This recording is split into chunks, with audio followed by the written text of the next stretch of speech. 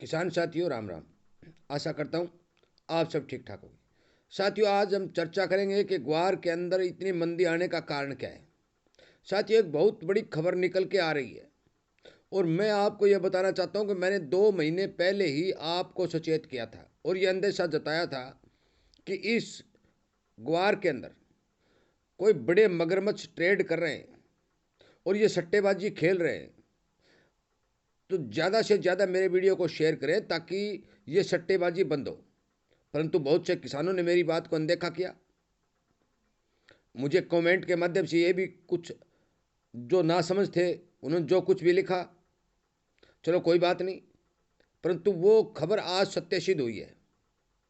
साथियों, मेरा वीडियो पूरा सुने और इसके साथ साथ मैं आपको ये बता देना चाहता हूँ कि आप यदि शेयर नहीं करेंगे, आप यदि किसानी चैनल के साथ नहीं जुड़ेंगे, अपनी आवाज़ को सोशल मीडिया के हिसाब से नहीं उठाएंगे तो इसी तरह के सट्टेबाजी और सौदेबाजी होती रहेगी। आज जी बिजनेस के शो में जो भी बात हुई मैं आपको बताना चाहता हूं कि भारतीय किसान संघ के श्री तुलसीराम जी शिवर ने स्पष्ट शब्दों में कहा है कि हमने सेबी को और सरकार को पत्र लिखा है कि इस एनसीडीएक्स के अंदर जो सट्टेबाजी हो रही है उस सट्टेबाजी की जांच हो।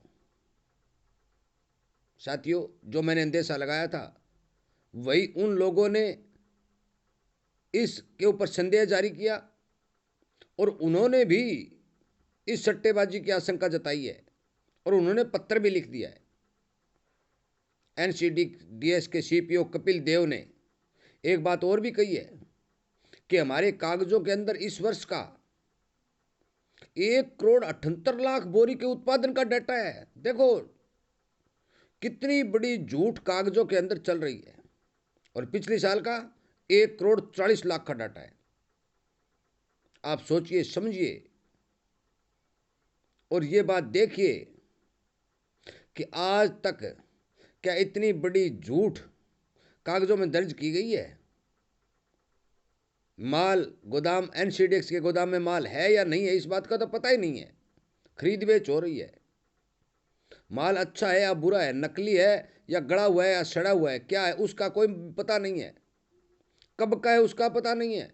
खरीद बेच हो रही है।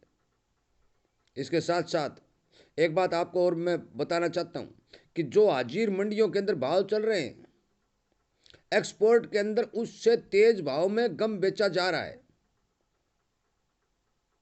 किसान का माल मंदे में खरीद के आगे तेज बेच रहे हैं। कोई सुनने वाला नहीं है, कोई आवाज उठाने वाला नहीं है। और सरकार को इस बात का अंदेशा था। साथियों, सरकार ने अपना सरसों है, चना है, इस तरह की जो भी जरूरी वस्तुएं थी जो महंगाई को बढ़ाती थी या उनके भाव ठीक से किसान को मिल सके, इसलिए इन सरकार ने पहले ही एनसीडीएक्स से अपनी इन वस्तुओं को हटा लिया।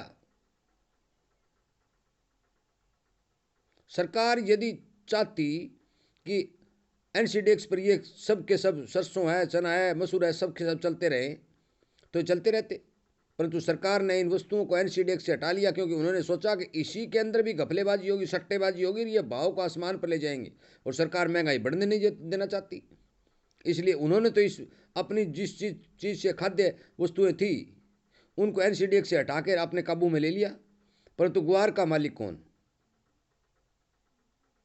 ग्वार का तो सरकार ने किसी प्रकार का संज्ञान नहीं लिया। 6% के रोजाना के घंटे घंटे में सर्किट लगाए जा रहे हैं। आप सोचिए कि कोई भी कमोडिटी हो, कोई भी अनाज हो, घंटे भर में 6% ना ही तो बढ़ सकता है और ना ही 6% घट सकता है। 6% का मतलब है यदि 6,000 रुपये अब का भाव है तो घंटे बाद में 6,600 रुपये। 100 रुपये के लिए 6 रुपये बढ़ना और 100 रुपये पर 6 रुपये घटना। साथियों, मैं आपको बता देना चाहता हूं, यदि आप इस तरह चुप घर पर बैठे रहेंगे, किसी प्रकार की जो है बात अपने सोशल मीडिया के माध्यम से सरकार तक नहीं पहुंचाएंगे, सेबी तक नहीं पहुंचाएंगे, तो भारतीय किसान संघ ने जो पत्र लिखा है उस पत्र से कोई फायदा नहीं होने वाला।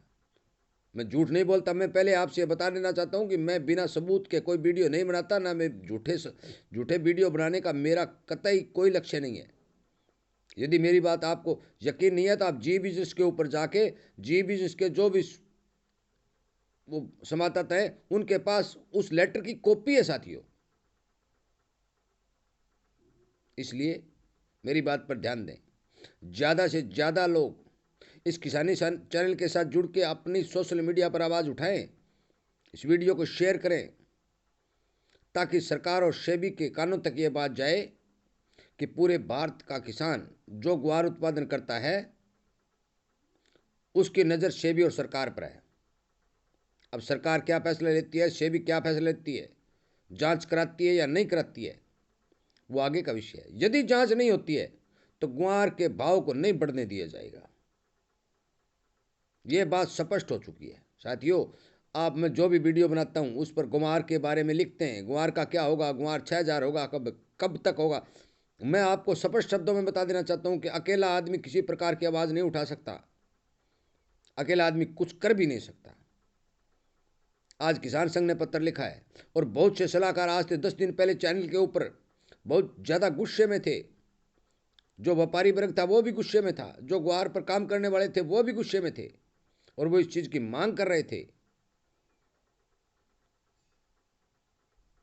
कि इसकी जांच कराई जाए। मैं धन्यवाद करता हूं जी बिजनेस के चैनल का, जिसने इस मुहिम को अंजाम दिया और सभी विशेषज्ञों की जो राय थी, जो बात थी,